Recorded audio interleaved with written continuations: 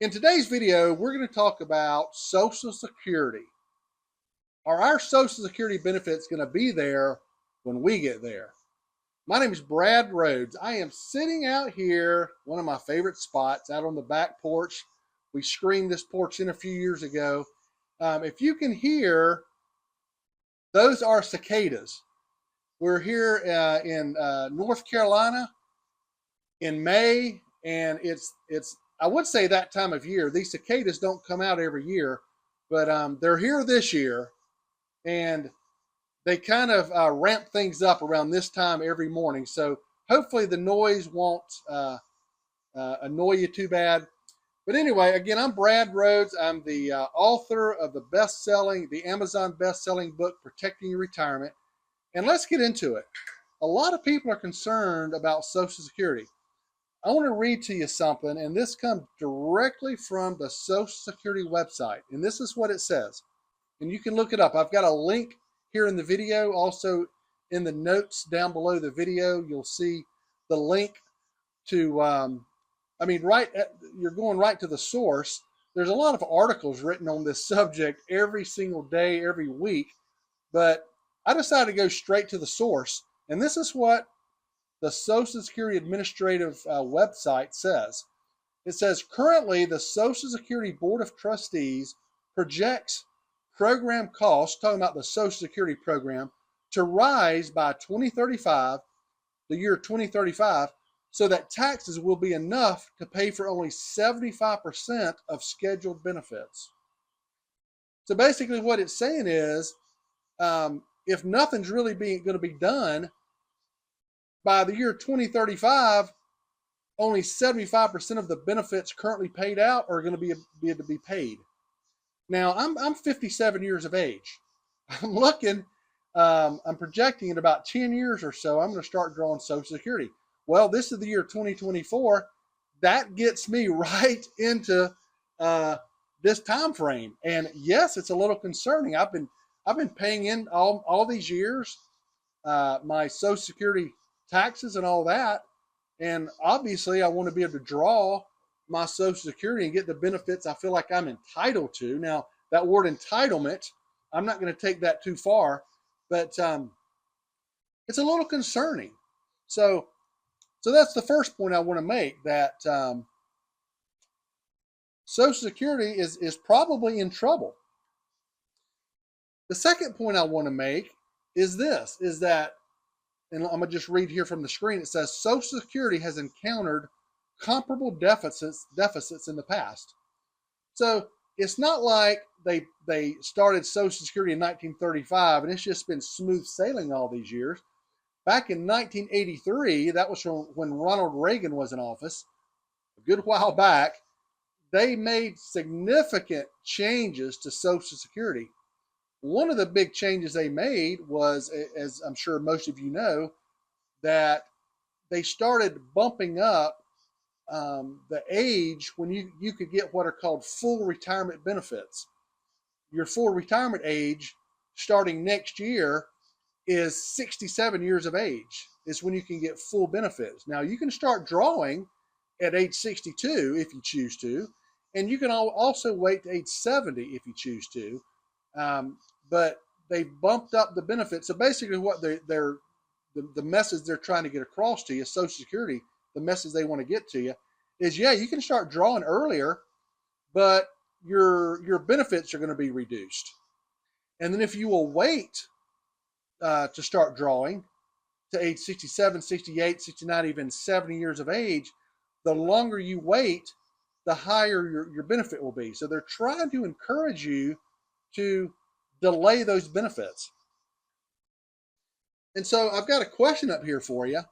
And you may be asking this of yourself. Is it smart to delay claiming your Social Security benefits? Is that a smart move? And, you know, again, just like a lot of things in life, there's just no perfect answer. A lot of people need the income. You know, they might be 62, 63 years of age, and if you need money coming in, you need money coming in. I get it. So you can't always just delay benefits. and you're maybe not able to work or bring in an income, so you need to start drawing. So they give you that right, assuming you've paid in enough to the system, to start drawing at age 62. Highlighted here, I've got a statistic that says your benefit will be 76% higher if you wait to the age of 70. Now, what that means is, if you started drawing if you look at what you would draw at age 62, and then look at what you would draw at age 70, if you wait to age 70, that's a 76% higher benefit. Pretty cool. So if you do have money coming in, here's a couple things to think about. And I'm trying to make this video short. Come on, Brad, speed it up. And now I've lost my train of thought. So if you can wait, if you've got other assets you can maybe tap into, if you're still working, if you can bring in other money from elsewhere, if you can wait, it might be smart to wait. It's basically from the ages of your full retirement age at 67 up to age 70. It's an 8% bump every single year you wait. So if you can wait, I would probably encourage you to wait. There's also something to think about, and that is if you've got longevity in your family, if you've got good genes, like if your mom and dad lived a good life, or maybe they're still living and they're in their 80s and 90s, if you've got longevity in your family, you may want to continue delaying those benefits. We're going to be needing more income. I keep talking about as we get older, we're going to be needing more money coming in than we may realize. Some things to think about. And that's something I talk about every day to my clients. Now, I do a lot of Medicare. I've done Medicare supplements and Medicare Advantage plans for years. But more and more, the last number of years, I've started getting into more details about how to make sure those IRAs last a lifetime, how to make sure your money lasts, because we're living so much longer than we used to be. Here's a picture you've probably seen before. I had it on my last video. There's something always is called the three-legged stool. And especially a couple generations ago, when people had pensions, a lot of times they had Social Security and then they had their savings. That was like a pretty solid retirement plan, the three-legged stool. Well, as you've seen in my previous videos, for most people, now there are people who do still have pensions, but not like they used to. Pensions are almost a thing of the past, got replaced by the 401k. So pensions that's a big part of this three-legged stool that is broken. And then I don't want to break Social Security. I don't want to break that leg off, but there is some concern that those benefits could be in jeopardy. Now, I'm a believer, and I'm not going to get too deep into this subject, but I'm a believer that before they reduce our Social Security benefits, before they do that, they're going to make more changes. They're going to make more changes where they may up your benefits. That you may have to wait a little longer to get full benefits. Also, and I'm not speaking for the government here. I'm not a government employee, by the way.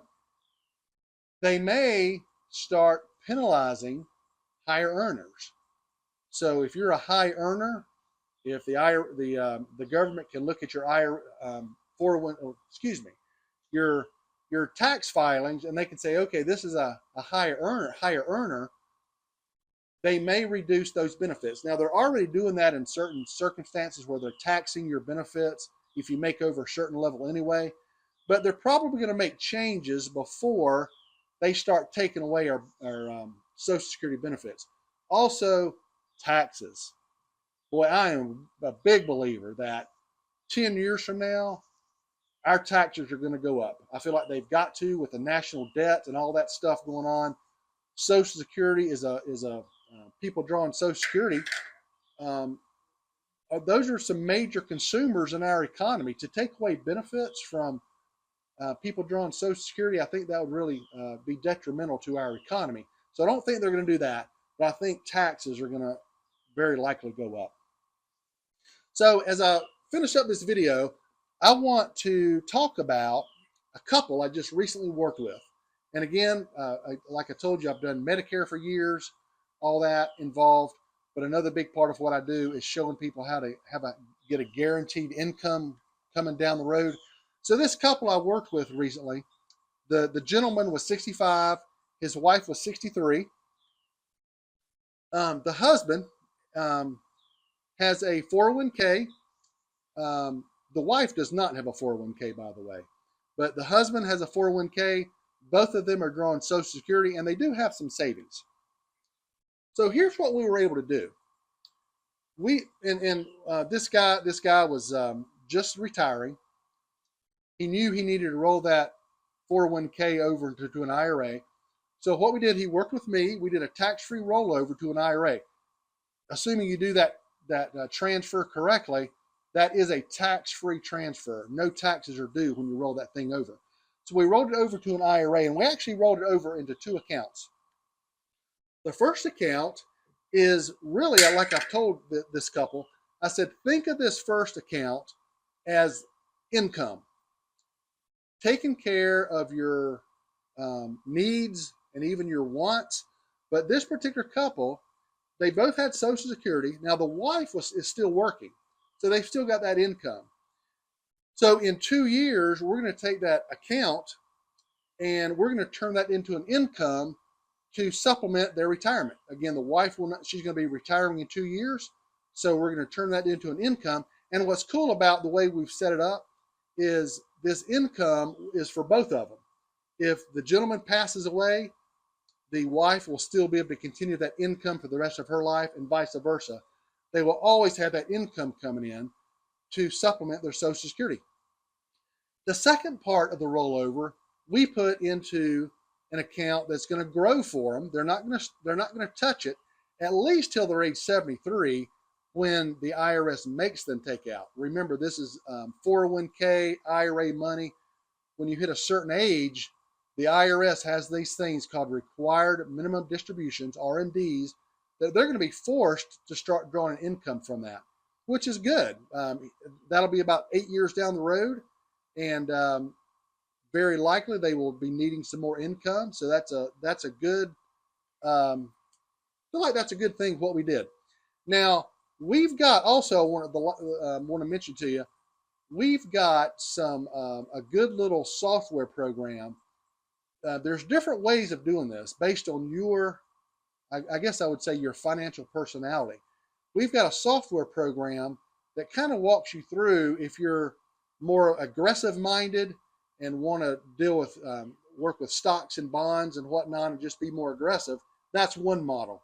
Another model is if you're more, probably like myself, a little bit more conservative, you just want to have some guarantees in place. This little program we've got will walk you through that.